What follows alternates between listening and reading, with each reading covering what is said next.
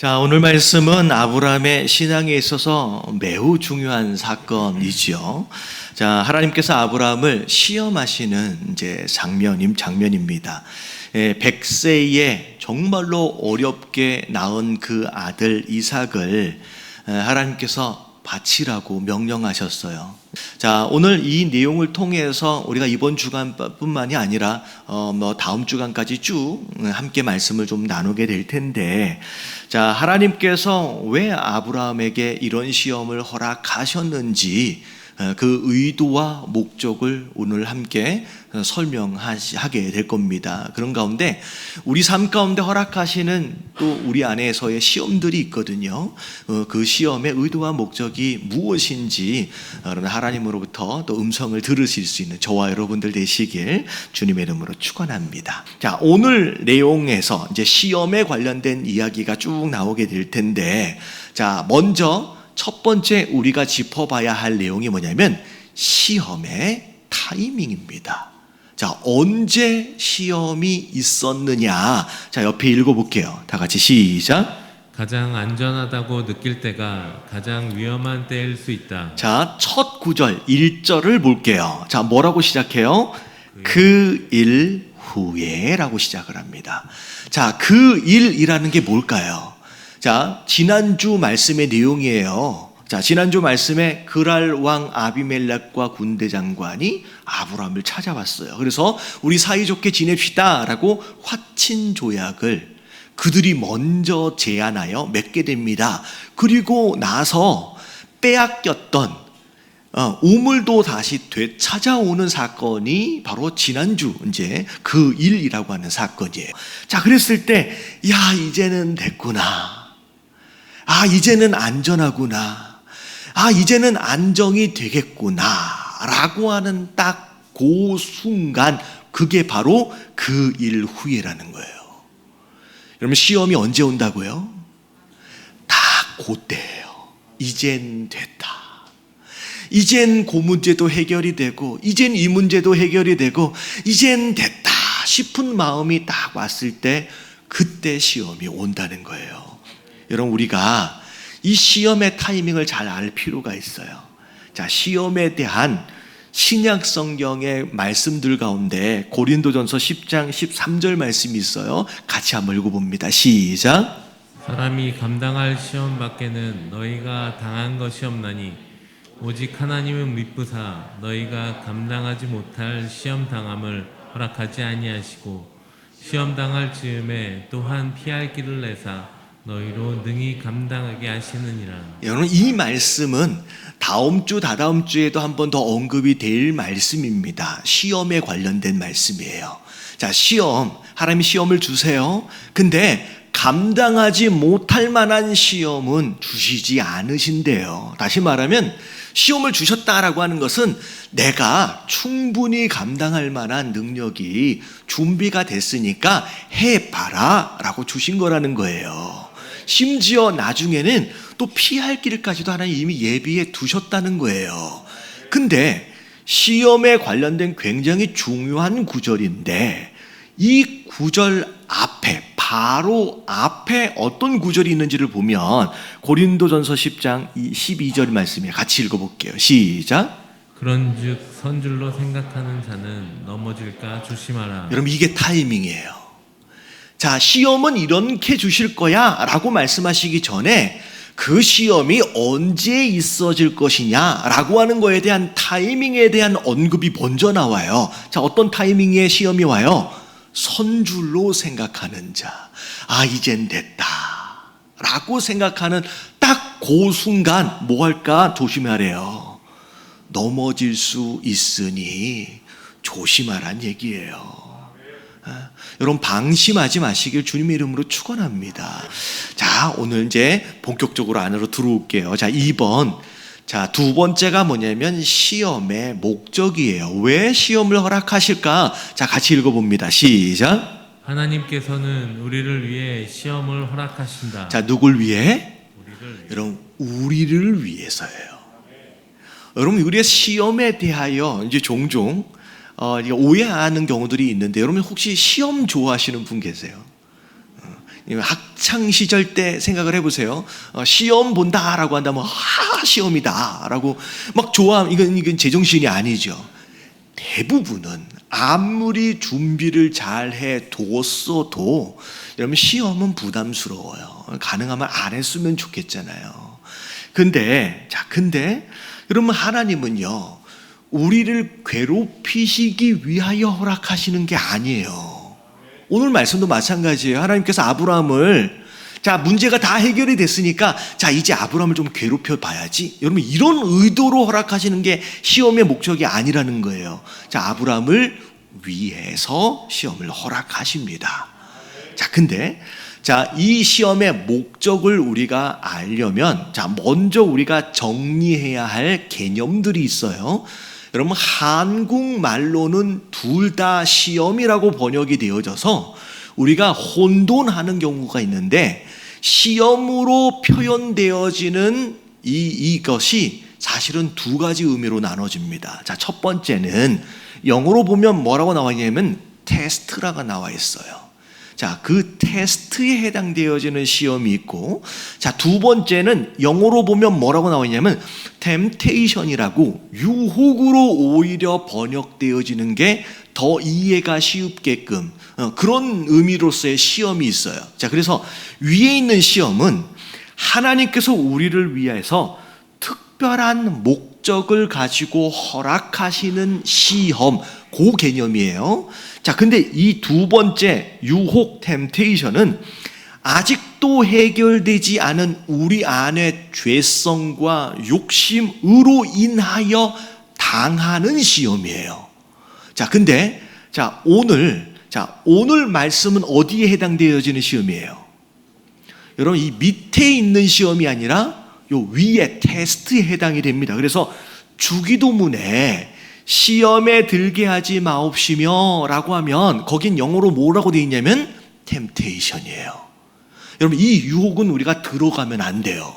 근데 요백에 허락하신 시험은 템테이션이 아니라 뭐예요? 요 테스트예요. 이 아브라함도 똑같습니다. 그래서 이 템테이션에 관련된 시험이 아닌 테스트에 관련된 것이다 라고 하는 걸 용어로 좀 정리를 해두고 오늘 말씀을 봐야 돼요. 그러면 첫 번째, 시험은 우리를 위해서 허락하시는데 구체적으로 무엇을 위한 것일까? 1번 읽어봅니다. 시작. 시험은 성장과 성숙을 위한 것이다. 굉장히 포괄적인 목적입니다. 우리의 뭘 위해서요? 성장과 성숙을 위한 것입니다.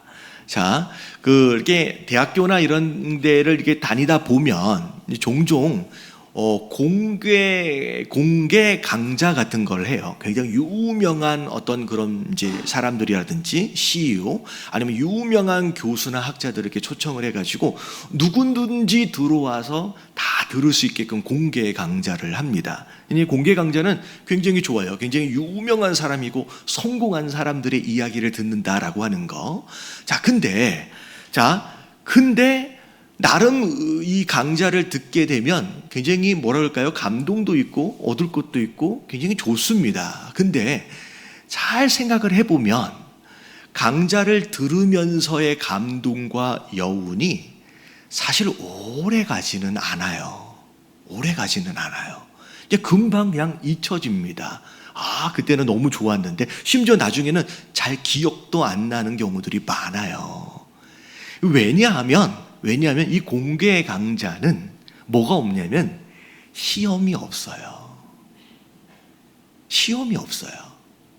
다시 말하면 내가 배운 그것을 붙잡고 내가 이걸 내 것으로 삼기 위한 치열한 씨름의 과정이 없어요. 붙들고 함께하는 이 씨름의 과정이 없기 때문에 금방 잊혀집니다. 사실 신앙생활도 되게 비슷해요. 여러분 신앙생활을 마치 공개 강좌를 듣는 것처럼 야 좋네 라고 흘려보내지 마시고 실제 우리 삶 속에서 허락하시는 이 시험의 과정을 통하여서 씨름해 보시는 저와 여러분들 되시길 주님의 이름으로 축원합니다. 그러면 두 번째 시험의 목적 다 같이 읽어봅니다. 시작. 시험은 자기 검증을 위한 것이다. 자, 자기 검증이란 뭐냐면 먼저 진단이 필요하다는 얘기예요. 성장하려면, 성숙하려면. 자, 내가 지금 현재 어느 수준에 있는지를 확인하지 않고 성장과 성숙을 기대하기는 쉽지가 않겠죠. 자, 근데 사실은 내 믿음을 내가 잘 알까요? 모를까요? 네. 여러분, 종종 내 믿음은 내가 잘 알아 라고 얘기할 수도 있는데, 여러분, 내 믿음은 내가 잘 모릅니다. 내 믿음을 내가 어떻게 알아요?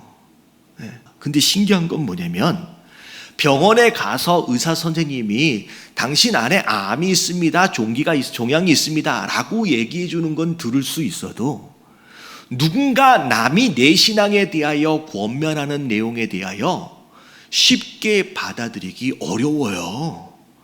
누가 얘기해 주면요, 우리 자기의 신앙에 대해서 얘기해 주면, 심지어 목사가 얘기해 줘도 기분이 좋아요, 안 좋아요? 안 좋아요. 목사인 제가 얘기를 해줘도 저는 그 얘기까지 들어본 적이, 당신이 뭔데 저의 믿음을 판단하십니까? 라고까지 얘기도 들어봤어요. 이게 누가 남이 얘기해 주면 감사합니다. 제가 그런 부분이 있나요? 라고 인정하지 않습니다. 여러분, 심지어 예수님이 여러분들에게 말씀하셔도 여러분들을 받아들이지 않으실 거예요. 자, 그런 대목이 있어요. 그게 누구예요? 그 베드로예요. 베드로가 마지막 날 밤에 예수님 말씀하신 게 있어요. 자, 목자를 치리니 양떼가 다 흩어질 것이다. 다 너희들이 도망갈 것이다 라고 했을 때 베드로가 뭐라고 얘기했는지 마태복음 26장 33절 쭉 읽어볼게요. 시작. 베드로가 대답하여 이르되 모두 주를 버릴지라도 나는 결코 버리지 않겠나이다. 여러분, 예수님이 너희는 다 도망갈 거야 라고 얘기했는데 베드로가 예수님 말씀을 거부합니다. 아니에요, 저는 그 정도 신앙이 아니에요, 저는 절대 안 버릴 사람이에요 라고 인정하지 않아요. 예수님 뭐라고 말씀하세요? 오늘 밤 닭이 울기 전에 네가 3번 나를 부인한다 라고 정확하게, 되게 굉장히 자세하게 가르쳐 말씀하셨음에도 불구하고 35절 읽어봅니다. 시작. 베드로가 이르되 내가 주와 함께 죽을지언정 주를 부인하지 않겠나이다 하고. 여러분, 베드로가 자기 신앙에 대해서 알았어요, 몰랐어요?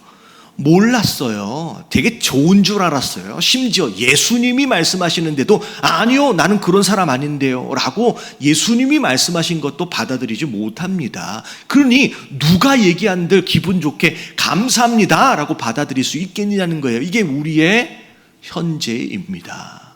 근데 언제 베드로가 알아요?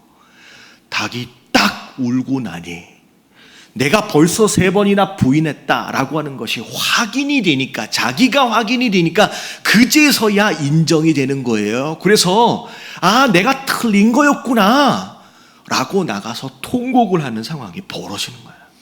결국은 테스트를 지나고 나니 그 결과로 인하여 자기가 확인하고 난 다음에서야 인정이 되는 거예요. 다시 말하면 우리가 성장하고 성숙하려면 내 믿음의 수준을 알아야 되는데, 누구도 내 믿음에 대하여 누가 얘기해줘도 인정을 해요, 안 해요? 안 해요. 그러니까 하나님이 뭘 허락하시는 거예요? 네 믿음의 수준이 이 정도야 라고 하는 걸 네가 확인해봐.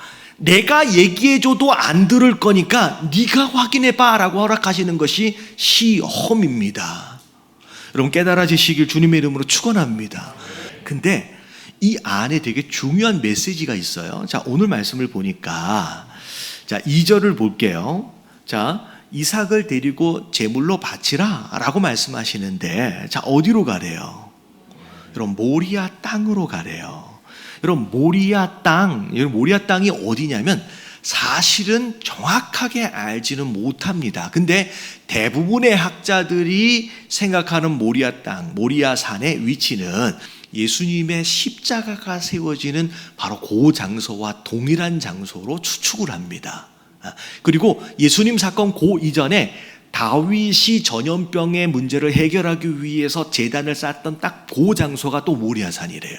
그래서 이 세 사건이 딱 연결이 되면서 결국은 대속, 구속의 사건이 실제로 일어난 바로 그 장소가 이 모리아산 사건입니다. 근데 자, 모리야라고도 부릅니다. 자, 이 땅의 이름의 뜻이 뭐냐면 이게 무슨 의미냐면 하나님이란 뜻이에요. 자, 그리고 이 앞에 모리라고 하는 뜻이 뭐냐면 본다라는 뜻이에요. 다시 말하면 이 땅의 이름의 뜻이 뭐예요? 하나님이 보신다라는 뜻이에요.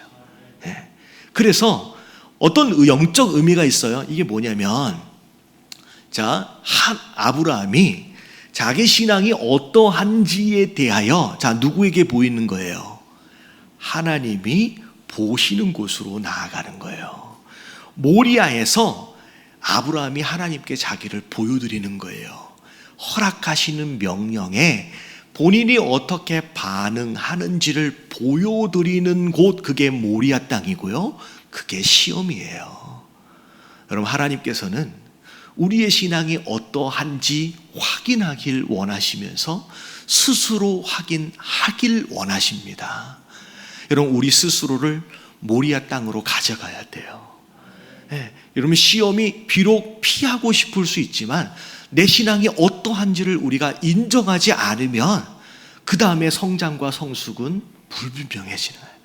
여러분, 하나님 앞에 우리의 신앙을 보이심으로 말미암아 스스로 확인할 수 있는 저와 여러분들 되시길 주님의 이름으로 축원합니다.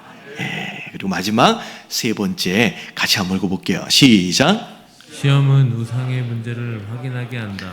자, 아브라함에게 허락하신 시험의 핵심은 한 단어로 얘기하면 내려놓음이에요. 자, 무엇을 내려놓으라고 말씀하셨을까? 자, 2절 말씀 앞에를 보면 이삭을 데리고 그를 번제로 드려라 라고 말씀하시기 전 이 이삭을 세 가지로 설명을 합니다. 첫 번째는 네 아들. 자, 어떻게 얻은 아들이에요? 25년 100살에 낳은 아들이에요. 100살에 낳은 아들이에요. 그리고 네가 사랑하는, 정말로 눈에 넣어도 안 아플 만하게 귀한 아들이에요. 그리고 뭐래요? 독자. 하나밖에 없어요. 다른 대체가 있는 게 아니에요. 딱 하나밖에 없는. 자, 그 아들을 번제로 드리라는 거예요. 죽여서 드리라는 거예요. 여러분, 만약에 많은 물질과 시간을 드려라 라고 하셨다라고 한다면 오히려 순종하기 쉬웠을 거예요. 근데 이 물질과 시간과 그 무엇과도 비교가 할 수 없을 만큼의 귀한 존재가 바로 이삭입니다. 사실 이 앞에 나와 있는 내 아들, 내 사랑하는 독자 이삭이라고 하는 이 표현은 어떤 의미에서 이렇게 생각해 볼 수 있을까요? 어느덧 이삭이 아브라함에게 있어서 어떤 존재가 됐냐면 절대적 가치가 돼버렸어요. 여러분, 이 절대적 가치라고 하는 것은 어떻게 설명을 하면 되냐면 정말 없어서는 안 되는, 꼭 있어야만 하는 존재가 돼버린 거예요. 네, 그렇게 됐어요. 여러분, 이 절대적 가치를 전문 용어로 뭐라고 설명하면 되냐면 우상이라고 설명하면 됩니다. 자, 하나님께서 아브라함에게 허락하시는 시험의 주제는 이 우상의 문제를 해결하라는 것인데, 자, 이 시험을 통해서 아브라함에게 있는 이삭, 이 절대적 가치가 되어가는 이 이삭, 이 절대적 가치를 뭐 하게끔 만드시냐면, 좀 어려운 편이긴 한데 상대화시키란 얘기예요. 자, 갑자기 공부하는 분위기로 갔어요. 자, 절대적 가치, 없어서는 안 되는, 꼭 있어야만 하는 그 절대적 가치를 뭘로 해야 된다? 상대화시켜야 된다. 이 상대화는 있으면 너무 좋고 감사할 만한 가치예요. 꼭 있어야만 하는 게 아닌 거예요. 다시 말하면 돈이 되었든 자녀가 됐든 성공이 되었든 자존심이 됐든 어느 순간 이게 꼭 있어야만 하고 절대 없어서는 안 되는 가치가 되어간다라고 하는 것은 뭐가 된다는 거예요? 그게 내 안에서 우상이 되어져 간다는 거예요. 근데 하나님께서 이 시험을 통하여 너는 나 외에 그 무엇도 절대적 가치가 되어져서는 안 된다는 얘기예요. 그래서 절대적 가치가 되어져 가고 있는 그것을 뭐 시켜라? 상대화시켜라. 있어도 되고 없어도 되고, 있으면 너무 좋고 있으면 너무 감사한 그 가치로 만들어 가야 한다라고 하는 것이 오늘 이 시험의 궁극적인 목적인 거예요. 여러분, 상대화시키길 주님의 이름으로 축원합니다. 그 무엇도 하나님 외에는 절대적 가치가 되어져서는 안 돼요. 내 자녀도 마찬가지고, 물질도 마찬가지고, 내 사업장도 마찬가지고, 내 건강도 마찬가지고, 하나님 외에는 그 무엇도 절대적 가치가 되어져서는 안 되는 거예요. 그래서 그 대표적인 예가 바울 사도의 고백 안에 나와요.